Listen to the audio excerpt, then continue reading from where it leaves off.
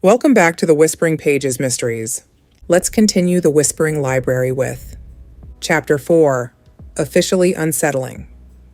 The call came at 9:17 the following morning, just as Ellie was rearranging a display of new releases that no longer felt remotely cheerful. She let it ring twice, a habit born of unnecessary dignity, and then answered. Eleanor Davenport. Miss Davenport. Detective Inspector Oliver Thorne's voice carried that particular crispness reserved for information that had shifted category. Yes? A pause. Paper rustling faintly in the background. The post-mortem results have returned. Ellie's fingers stilled on the spine of a paperback. And? The initial assumption of natural causes was premature. Her heart gave a small, unpleasant turn. In what way? There were trace levels of a cardiac glycoside present in Mr. Lumley's system. Ellie blinked. I'm afraid you'll have to translate. A plant-derived toxin, Thorne said evenly. In sufficient quantity, it can induce heart arrhythmia. In smaller doses, it can mimic an existing condition. Did he have an existing condition? Nothing severe enough to account for sudden death. Silence pressed gently between them. So, Ellie said carefully, you're telling me? I'm telling you, Thorne interrupted, his tone clipped but controlled, that we are now investigating this as a suspicious death. The words settled in the shop like a rearrangement of furniture. Suspicious death. Not accident. Not unfortunate coincidence. Murder, though he did not say it. I see, Ellie said softly.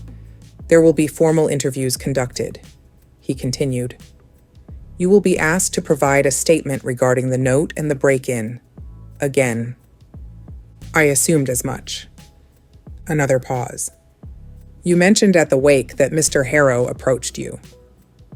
Ellie felt a flicker of satisfaction at the subtle acknowledgement that he had, in fact, been listening the night before. Yes. What did he say precisely?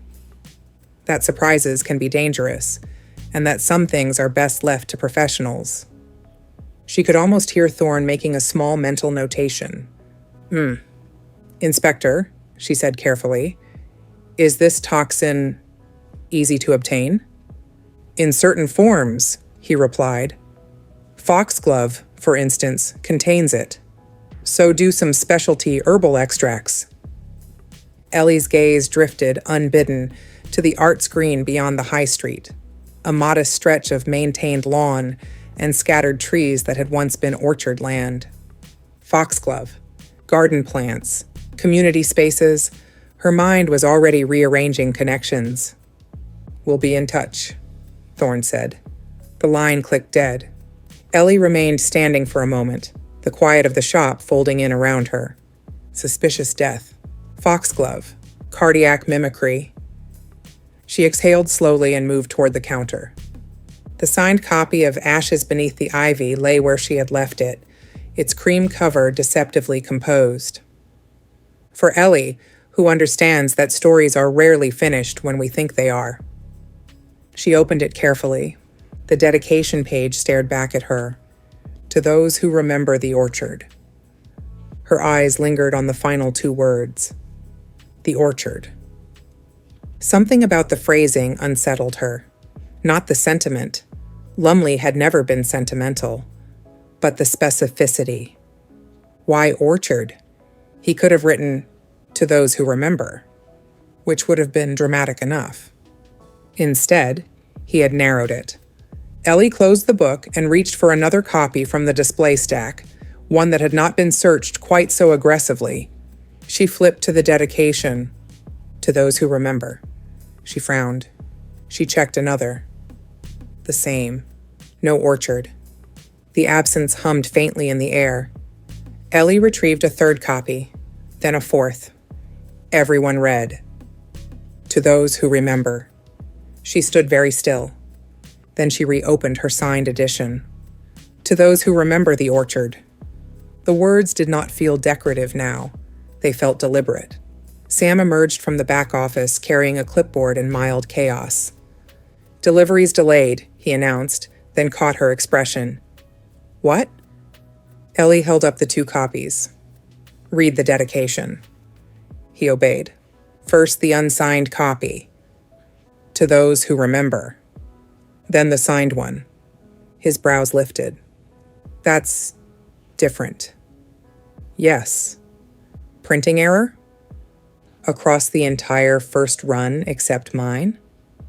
Sam considered that. "Could be a later correction? Or a special edition?" "Thomas signed this in the shop," Ellie said, 3 days before he died. Sam leaned closer. "You think he changed it?" "I think," Ellie said slowly, "that either this copy was printed differently, or someone altered the rest." "Why would they remove 2 words?" Ellie's gaze drifted again toward the window, beyond which the art screen sat in polite silence. "Because," she murmured, "the orchard might matter." Sam blinked. "The orchard?" "There used to be one, where the green is now." "Okay." "Do you remember Margaret Ellis?" Ellie asked. Sam shook his head. "She died before you were born." "Cheery." Ellie ignored him. "She owned that land. There was a dispute about selling it to the trust." Sam's expression sharpened. "The Ashwood Trust." "Yes. And Lumley's book goes after the trust." "Gently," Ellie corrected. "Suggestively. He never names specifics." Sam's eyes dropped back to the page. "To those who remember the orchard," he read slowly, like he's saying, someone doesn't. Ellie's pulse ticked upward. "Or that someone hopes others won't." She turned pages quickly now, scanning. Chapter titles, paragraph breaks, recurring imagery. There, Chapter 7, September Light. She flipped to it. The prose was characteristically lyrical, Lumley indulging in atmosphere as only a man who enjoyed his own metaphors could. The ladder leaned too far that morning, though no one would admit it. Some branches are trimmed to preserve the shape of things.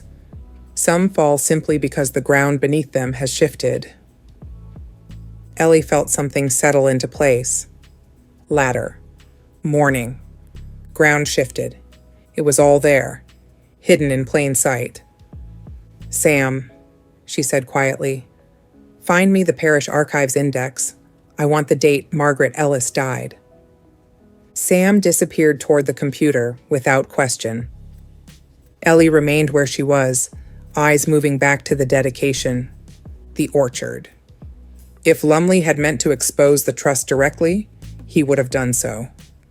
Instead, he had planted a marker. A breadcrumb. Why? Protection. Insurance. Perhaps he had feared exactly what had happened. The shop door opened with its familiar chime. Ellie looked up. Richard Harrow stood on the threshold, sunlight framing him in soft civility. "I thought I might find you here," he said pleasantly. Ellie closed the book very gently. "You usually do," she replied. Richard stepped inside, removing his gloves with careful precision.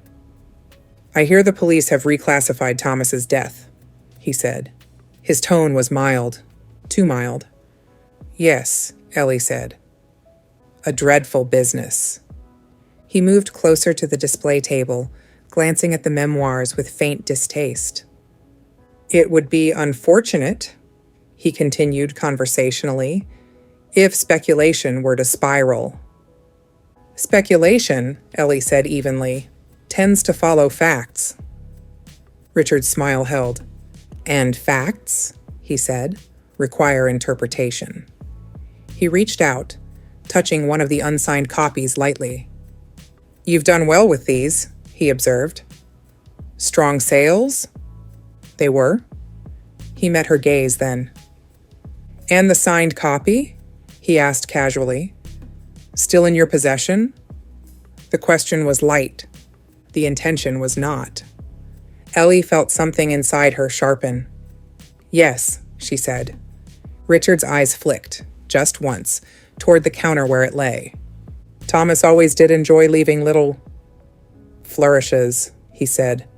One hopes none of them cause unnecessary confusion.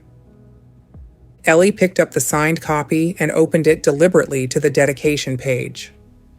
To those who remember the orchard, she read aloud. Richard's expression did not change, but his breathing did. Barely. Curious wording, she said. Don't you think? Richard regarded the page. Poetic, he replied smoothly, though I don't recall an orchard being especially significant. Ellie held his gaze. No, she said softly. I suppose you wouldn't. A flicker, irritation perhaps, passed through his eyes before composure returned. Well, he said lightly, stepping back, I do hope you're not planning to make horticulture the next village scandal. I prefer literature, Ellie replied. Wise choice. He offered her a final, immaculate smile. Be careful, Miss Davenport. Stories can grow in unexpected directions. And sometimes, Ellie said, closing the book, they reveal what was planted. For a fraction of a second, the room stilled. Then Richard inclined his head and departed, the bell chiming politely behind him. Sam reappeared from the back office. July 14th, he said. Margaret Ellis died. July 14th. Ellie flipped to page 147 of Lumley's memoir, page 147. Of course, she murmured. Outside, the arts green lay calm beneath the late morning light. Once an orchard. Once disputed. Once inconvenient. Ellie traced her finger beneath the dedication again. To those who remember the orchard. I think, she said quietly, Thomas Lumley left us a map. Thanks for listening.